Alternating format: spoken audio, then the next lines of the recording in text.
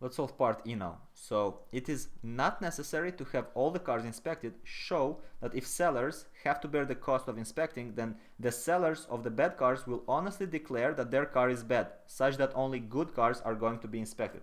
Well, let's see, what's the intuition here? If the sellers inspect a bad car, how much money do they get? Well, they would get the valuation of the buyer of a bad car, and the valuation of a buyer of a bad car is 1600 euros, meaning that the seller would get 1600 euros. But then how much money does he actually keep? Well, he has to pay for that 336 euro to prove it. So minus 336 euros, that would be equal to 1264, right? That would be 1264 euros net. So 1264 euros. Now, let's compare this to the alternative. What if the seller does not pay the inspection cost but just declares that the car is bad? Well, he would still get the valuation of the buyer because the buyer is willing to pay 1600 euros. So the seller would get 1600 euros. And since he does not have to incur any cost, that would be his final amount. What we can see is that 1600 euros is better than the alternative, is better than 1264, meaning that yes, it's wiser to not pay the inspection.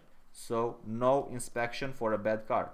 Now, what happens with a good car? Is it wise to inspect the good car? Well, we know that if there is no inspection, then from 2 videos ago, we saw that the buyers would pay the average willingness to pay, such that in the end, only bad cars would be sold. So that would be inefficient. The seller has a reason to inspect the good cars and sell them as well. Let's see how much he can get for that. Well, since the seller has to pay 336 euros and he's willing to get at least 3000 euros for a good car, what's gonna happen?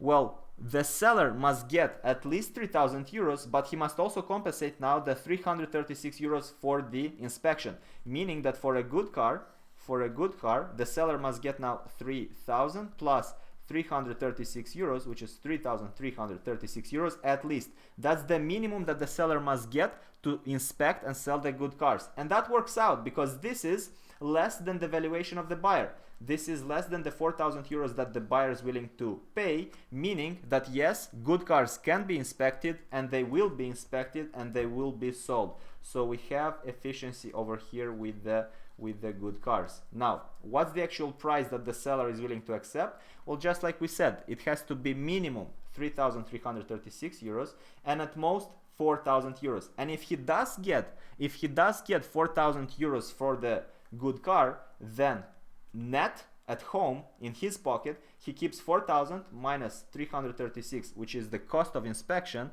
meaning that his maximum amount would be 3664 euros. And for the bad cars, well, for the bad cars he will just declare that they are bad and he must get at least his valuation of 1000 euros and he get at most 1600 euros that the consumers are willing to pay. Hope this makes sense, and we are done.